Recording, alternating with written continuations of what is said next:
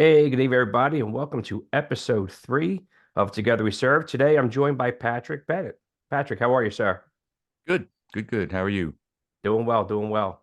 So, Pat, what made you decide to join the military? Um, it was kind of a semi sort of spur of the moment thing when was finishing up high school, was starting to finish up. All the recruiters were calling every branch, and it was always no, no, thank you, I'm not interested. No, thank you. But the Navy recruiter was very, uh, I would say pushy, but he was persistent. Mhm. So I didn't have college on my radar, and I didn't really know what else I was going to do. I was just kind of living the moment senior year. So I said, okay, let me get this guy off my back. I'm going to go talk to him so he'll stop calling me.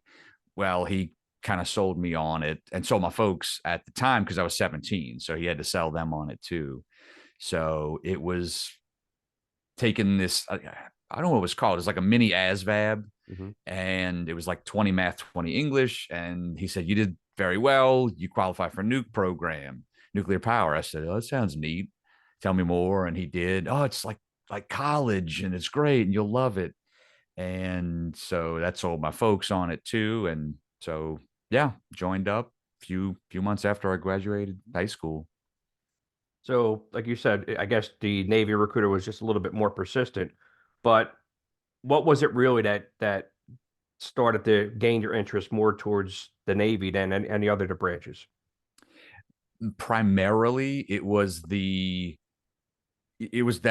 potential path, the nuclear power program. Because at that time, I don't know if it still is, probably is. It was a 6 year enlistment commitment for the whole run because it was about a year and a half of A schools and C schools, yeah, boot camp, obviously, too. So that I was like, okay, well, that's a good sell because it covers the next 6 years of my life. Some of the nuclear power stuff and the A school stuff was college credit bound. I don't know how much, but it was something. So I was going to build that towards college degree and then the GI Bill because I knew I wanted to do college eventually, just not at that time. So everything kind of melded together in a nice pot to Right. boil up and say, this is what you're going to be doing for the next few years. So when you did this, it wasn't kind of like a surprise, like you talk to a recruiter and you come home and say, "Hey, mom and dad, guess what? I just enlisted in the Navy." Yeah, it went from no, I'm not interested to man, this is kind of on my radar now. Just in one talk with the guy, probably 30, 45 minutes.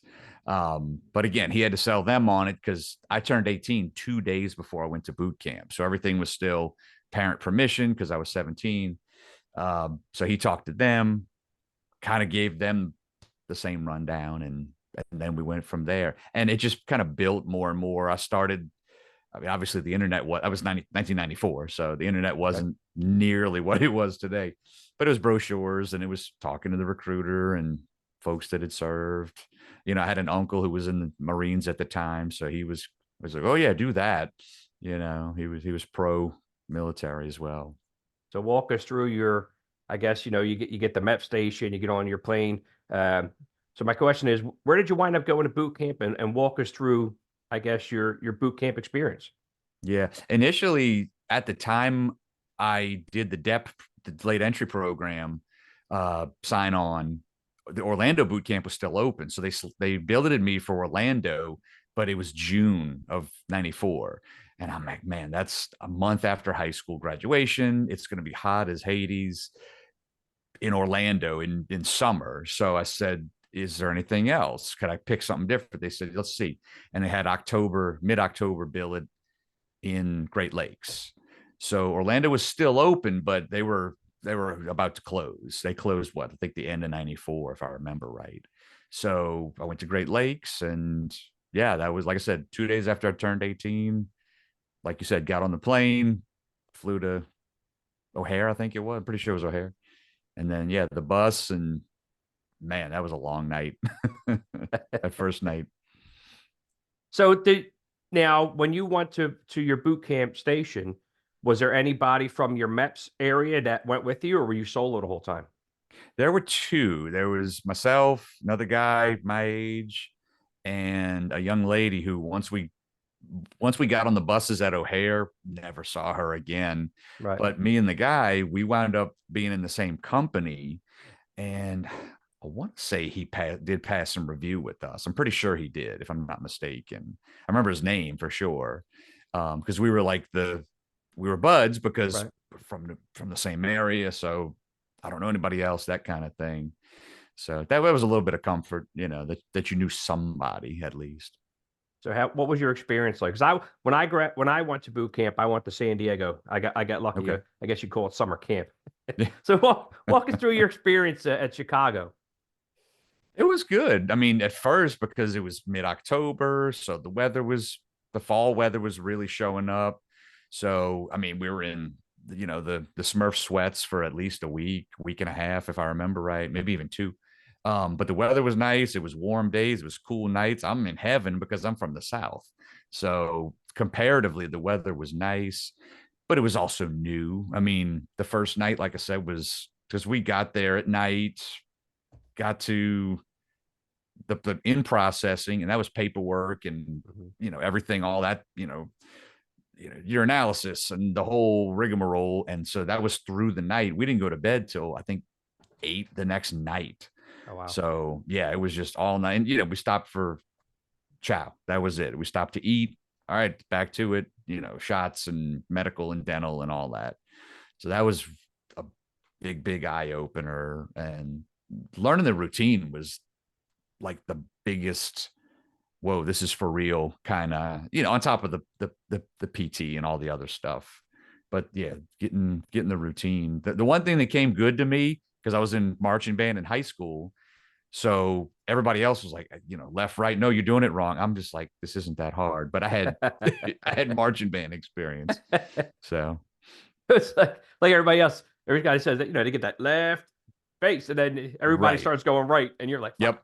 Yep. And then the cadences, they were calling the cadences like, 1 2, and then they were skipping beats, and I'm like, Yeah. but I got the beat right away because it was, because I'm a drummer. So, but everybody else was like, oh shoot, and I'm off the wrong foot and all this. So, and then when we got to like, advanced to like change steps and reverse march and all that Hmm. stuff. Ooh, sorry, that was my chord.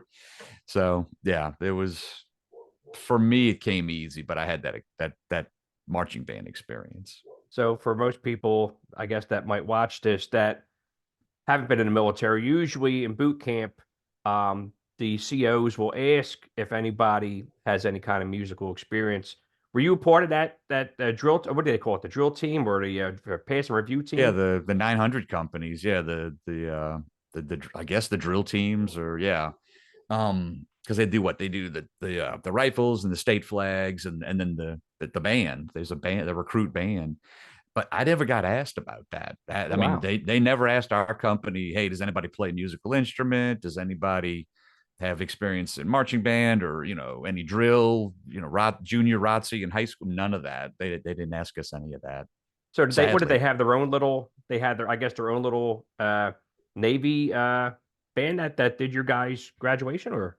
It was a company. It was a recruit company. It was Oh, okay. 9034, because we started in October, so that's the fiscal year for the government. So, like, my company was 025, so we started, the reset started beginning of October. Anyway, so yeah, there was a recruit flag team with all the state flags. There was a recruit drill team with the rifles, and then there was a recruit band that, apparently, that's what we were told. Like, oh no, didn't have a clue how to play musical instruments when they showed up. 2 months later, they were playing a song or two at pass and review. So, I mean, I'm not saying they were right or wrong, but if that's true, they were good for having zero experience and Yeah. 2 years, 2 months learning. So some people's first nights, I actually want to call it homesick. Some guys know this is something that they got to do. Walk us, so like you said, you're up to 8 o'clock. So walk us through your first night into the next day. What were you experiencing emotionally? Emotionally, it was rough. I mean, I'll be honest with you, because, like I said, it was 2 days after I turned 18, like I've been saying. So, growing up, I never went away to summer camp or anything like that. Um, yes, I did go to band camp, for anybody who's, looking for that joke. Um, but that was close to home. Right. that was very close to home. This was states away, and I knew one person, and the only reason I knew that one guy is because we were, in MEPS together. So I knew him for 48 hours roughly. So yeah, it was emotional. It was like this big feeling of loneliness. Even though you were around a bunch of people going through the same Yeah. exact thing, there was that loneliness feeling. Um, and everybody's barking orders and you're doing it wrong. You're doing it wrong. Well, of course I'm doing it wrong. I've never done this before. Yeah. Yeah. But yeah, no, that whole they're trying to break you down to build you up kind of thing. But yeah, I mean, like being up all night, you're 18, that's fine. I Right. can pull an all nighter. But yeah, emotionally, it was a lot, especially when they're like, sign this, sign that. You're like, it's big boy time now because I'm Yeah. an adult and I don't need mom and dad's permission anymore. And it's not like they're telling you what you're signing. They're just they just sign, Yeah, here we go. Here's this, yeah, yeah, here's that, yeah. here's this, here's that. You know what Yep, I mean? yep. Here's sign your life away, as they say. So most companies, though, you have your Ironman competition, and you get all the awards through boot camp. How was your guys' platoon per se? How did you guys make out in boot camp? We did good. We were an all male company because by that time, all the females, if I'm remembering, most of them were not at Orlando anymore. So most of them were at Great Lakes, but we were an all male company. So we got to compete for all the flags and we got most of them. I mean, our CC, it's funny, the two CCs we had, company commanders, both second classes, which I still Oh, to this wow. day, I brag about that. Yeah, they're both second classes. We were his last company, we were her first company. So that was cool. Also, he was a boiler tech. She was an AK, aviation storekeeper.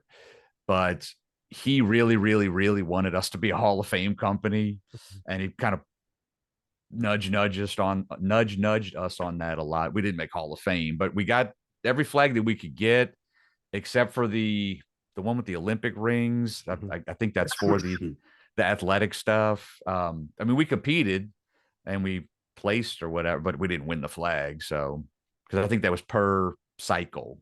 And back then there were, I mean, shoot, I think we graduated maybe a dozen companies. I watch passing reviews today and it's like, Yeah. they got half, maybe eight if they're lucky, which is still good, but not the numbers they used to have. But we did overall, we did. I was one of the stick men. I carried one of the flags when Hmm. we would march around base. I think I had the A. I forget what they all mean, but Right, it was right, cool to right. carry a flag. Yeah. And I did you did mention your rate. What was it that you did when you went to A school? Initially, it was the nuclear path. So they billeted me for machinist mate. So I finished. It's ironic. I finished Great Lakes, went to Orlando because NTC was still open at the time, and went to machinist mate A school, but it was an accelerated version for the nuclear background, and it was just the pace was too much for me. Yeah, Right. no. I mean, I was just fresh kid out of high school. These were getting to upper level college classes. So I couldn't hack it. I mean, I'm honest about that. It just, the pace was too much for me, failed out. And because they kept saying, well, if you don't get your grades up, you're going to go to the fleet. I'm like, I'm good with that. No, you don't understand. I'm going to go to the fleet anyway. It's the Navy, Exactly. your threats are empty to me. So failed out, got shipped to Mayport, Florida, Jacksonville area. Little guided missile frigate, which I loved. USS Boone, and that's where I was for 3.5 years till I finished my What my was the whole four number for the years. boom? 28 Oh, FFG 20. 28. Yeah, we were three in front of the Stark. Just for reference for those ship nerds out there. Yeah, yeah, yeah. Yeah, but we're a ship sister ship of the USS Stark and the McInerney as well. Very cool. So Yeah. you went from now, where did you wind up growing up at? So I was born in New Orleans. I Okay. was born in the city, grew up in the suburbs. So yeah, my whole life spent around here. So New Orleans, the Great Lakes, back down to Yep. Florida. Yep. Then Orlando, then little up north from Orlando to Jacksonville, Mayport, which was fine with me because Mayport to New Orleans with stopping for gas and whatever is probably about a 9-hour drive. So it was a day drive. Fine by me. Now, let me ask you this question. When you finished boot camp, because if I think I remember correctly, I didn't get my duty station No, I think I did get my duty station when I graduated boot camp, and then I went to apprenticeship training. How did it work with you guys? So the nukes in my company, I think there were 7 of us, which was they told us was a lot Right. for a company for one. So we all knew where we were going. We all knew we were going to Orlando. Now we didn't know because there was 3 nuke rates at the time. I don't know if there still are, but there was machinist mate, there was EM and ET. Hmm. So 6 out of the 7 of us got machinist mates, and then one of us got EM. Nobody got ETs. But we all went to Orlando, and we all had to do the A school thing. That was probably halfway through boot camp. You knew what rate you were going for A Right. school. Um, and then I think A school was going to be like 6 months ish, and then power school was going to be 6 months. Then you had to go to the prototype trainer, and the whole program was, I think, a year and a half. But because I failed out of the A school and I didn't take the next step and fail out of the Right. next power school, yeah, I didn't have to do that tack on extra 2 months. The only downside was when you made nuke and you finished your A school, you got to put on your third class crow. I didn't Ah, get that, unfortunately, so I didn't get the pay that came with it. They bumped me down to E1, but it was bittersweet. I was fine with it. I got over it quick. right, right, right. So, kind of fast forward a little bit, but when you guys graduated to boot camp, um, who all attended for your graduation? Who all came? So back then, my folks came, my mom, dad, my sister came. And back then, I don't think they do it now, but back then they had mom and pop night, which was because Pass and Review just recently switched to Thursdays. Back then it was on Fridays. So Thursday evening, they had mom and pop night. So we all the graduating companies for the next day went to the drill hall, and we all marched in, and you got to spend, I think it was about 30 minutes with your family, Hmm. whoever was in attendance, which was cool. I don't know why they stopped that. I'm pretty sure they did. Oh, wow. Yeah, but it was real neat because everybody got to see it. Of course, very emotional, and Hmm.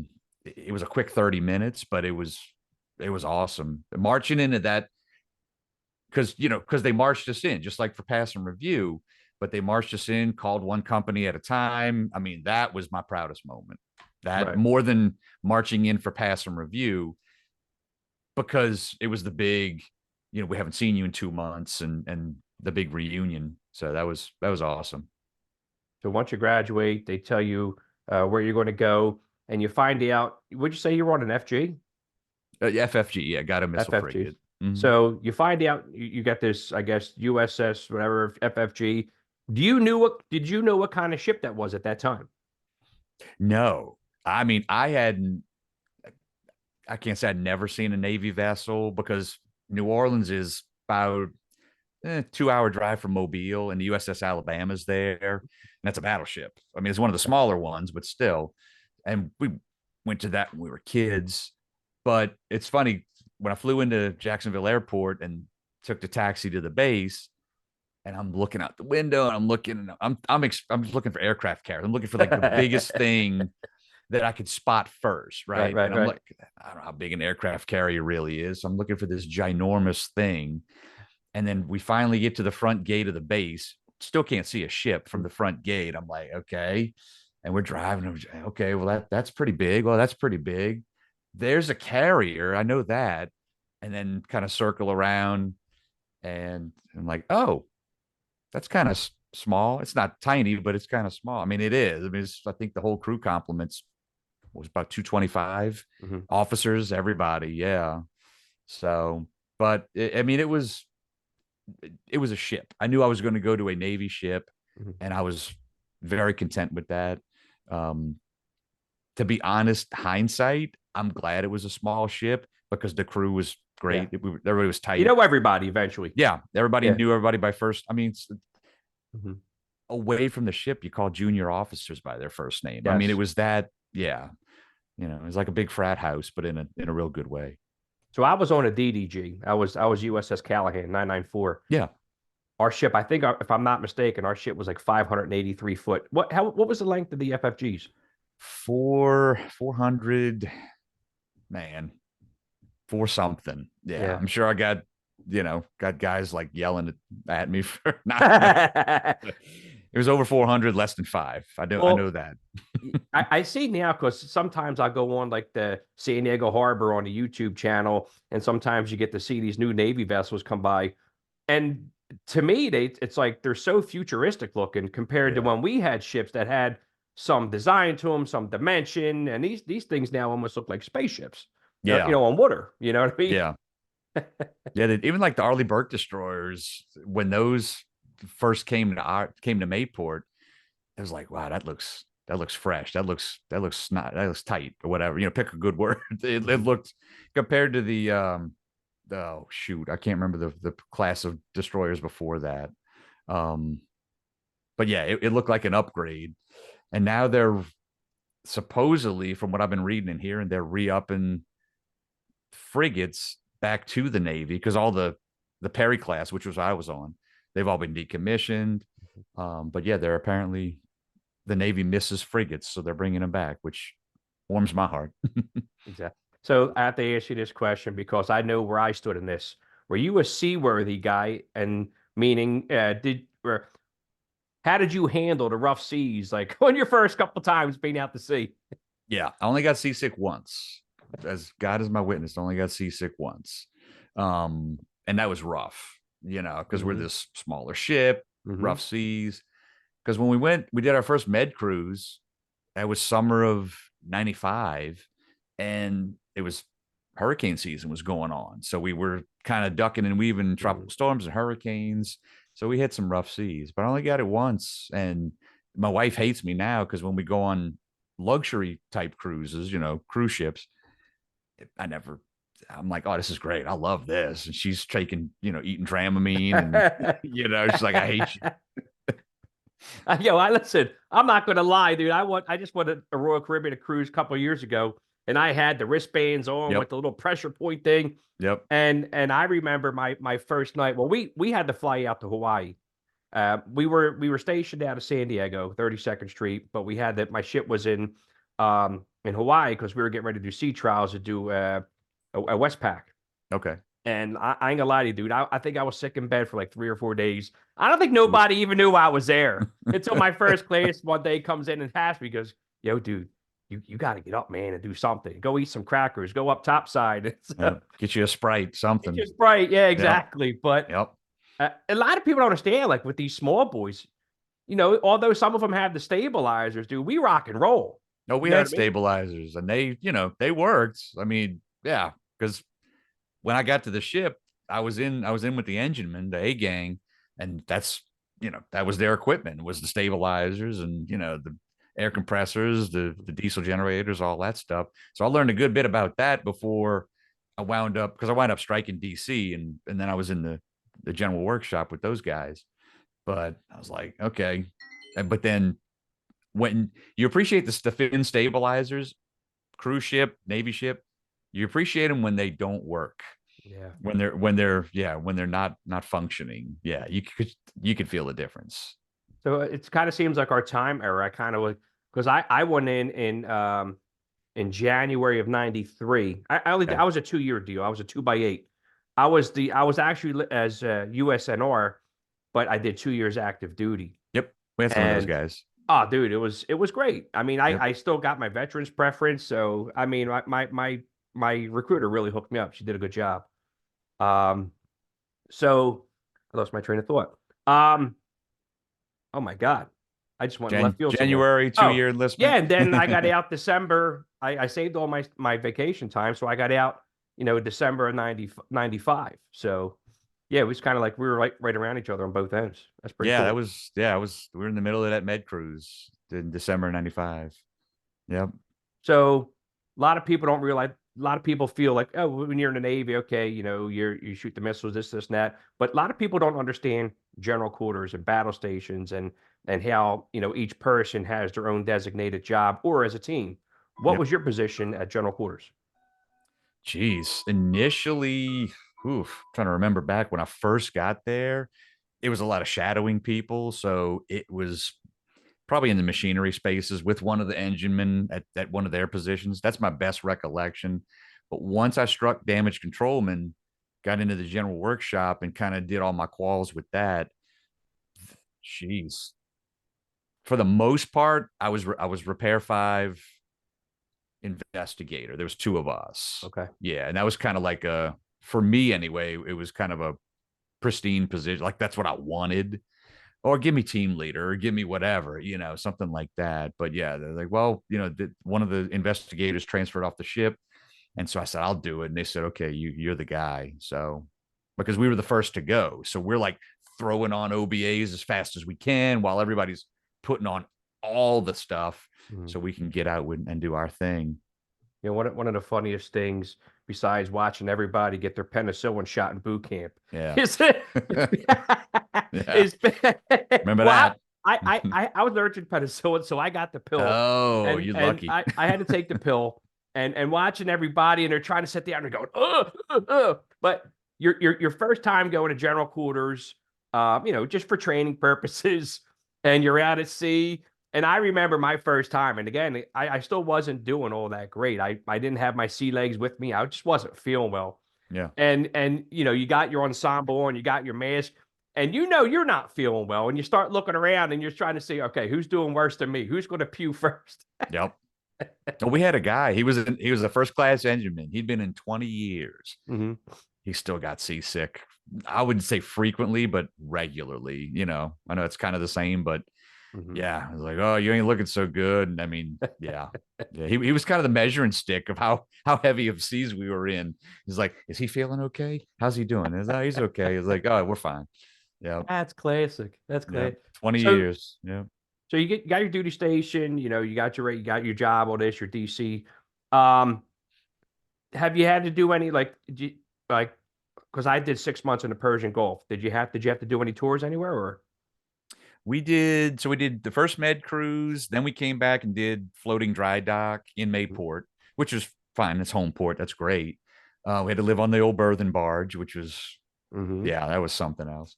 Um, but everybody was happy because it didn't have the timer buttons on the showers, so we could, we were on No shore more water. Navy showers, right? Just Yeah, turn the shore water on. water. We're like, oh, we're taking Hollywood showers every Hollywood, night. yeah, Clay. Yeah, this is fine. We're taking Hollywood showers.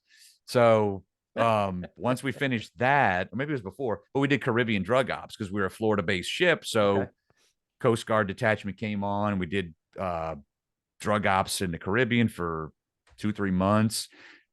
Busted a cigarette boat running, There you which go. was awesome. Yeah, middle of lunch. I never forget this. Middle of lunch, captain, maybe the XO, like, they're dumping drugs over the side. Launch the helo. I mean, like, Mm-hmm. everybody stopped eating. Everybody ran up top deck to see. Yeah, and there was just these floating, and it wound up being cocaine. I mean, and they put it all in the torpedo magazine, and yeah, because they were threatening to shoot the boat, but these guys were just runners. I mean, we caught them and dropped them off at Gitmo, and Mm-hmm. yeah, that was probably one of the coolest things that happened while I was on that ship. So was that your only duty station? Was that your only ship you're on? It was the only ship I was on. Yes. Oh, very Yeah. cool. Very cool. Yeah. And a lot of people don't realize too, when you get lucky and you have that dry dock period, it's like a big party at that point. You know what I mean? You don't have to worry about going out to sea. If Yep. now we spent 6 months at the Best Western Hotel and Hotel Circle, San Diego. Okay. Did they put you guys up in a hotel as well? No, not to my Just the recollection. berth and barge?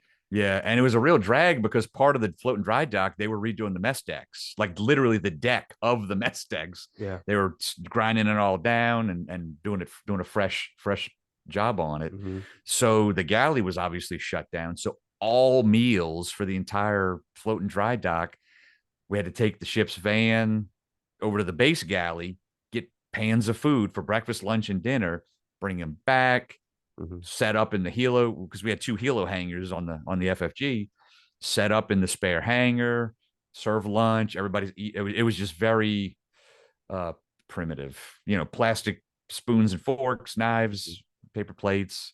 So it was. It could have been better, especially with the berthen barge, but Yeah. you Yeah. know, Yeah. it like you said, to your point, we weren't out at sea. We were in home And port at you least. didn't have to worry about it. You got to stay home and be with your family if you were married at the time or just hang out with the guys and going out to Yep, party. exactly. So what was after when you were guys in dry dock, um I mean, did you guys, besides going to your birthing room, what was your guys' daily routine out there? And like the guys you hung out with, what you guys could do? Yeah, at that time, I mean, I was single, not married. I've got kids now, but not at the time. But I mean, a lot of it. I mean, in Mayport, I mean, probably like most other Navy towns. The strip leading to the base was bars and tattoo parlors and more bars and more than used car dealers and all that. But we'd go Yeah. to the base bar a lot because they had a lot of theme nights. Um, so it was a place to meet other people. It was a place to meet people of the opposite sex, obviously. Mhm. Um, For better well, terms. they're on ships too, Yeah, so yeah, yeah, hey, yeah. they got to have free time too. So uh yeah, I mean, what else? Our ship had a softball team, so we'd go Mhm. to those games, just anything. I mean, Mhm. just get me off the ship, I mean, because at the time I was still living on the ship, living in the berthing barge, so living at work gets old after a while. So when you're at sea, it's different, obviously. But when you're in home port, yeah, Jacksonville had a nice mall at the time. I know that's a dated sentence, but yeah, let's go to the mall and you know just those kinds of things. Do you still keep in contact with any of the guys you serve with? Quite a few, yeah. Facebook, social media is a magical thing, um, and they'll do a reunion every handful of years, like the guys that served in that like mid '90s time frame. Mhm. Um, yeah, I think we're about due for another one. Because they decommissioned the ship in 2012. I went to that, so that was like a little mini reunion. And then they've done a couple reunions since then. But yeah, social media and texts and emails and technology can be Yeah, a beautiful thing. Yeah, to keep in it, touch with folks. absolutely was. Is there anybody you want to give a shout out to? Oh man, it's too many names. I'm sure. Yeah, but I don't know. Too many names. Love all those You don't want to guys. leave anybody out. I mean, even if we didn't get along at the time, I mean, from deepest of my heart, love every damn one of them, Yeah. just because we went through that together, that Hmm. time serving on that ship. I mean, because, I'm sad to say, but they took her out and sunk her year before last. Yeah. Used her for target practice off the coast of Scotland. And there was a lot of guys I served with. That was sad. That was rough to watch. They had video of it online. So, Yeah. and it was home away from home for 3.5 years. So, Guys are not to, family, man. I Family, was about to brothers. say, not to sound cheesy, but yeah, you're family. And that's why you call each other brothers and sisters Yeah. when you serve, even if it's a different branch. It's still at its core, the military is one big family. Yeah. I, Yep. I had the honor of seeing my first class just a few years ago, and he actually just passed away. Mm. I knew he had PTSD. I didn't want to question too much of how he passed, but and just to say, hey, I just want to thank you for, getting me through my years of service and being there and guiding me as a young, sailor and so forth. And it's really heartwarming. Yeah. Oh no, I totally agree. Yeah, it's like, I mean, there's a guy that comes to mind.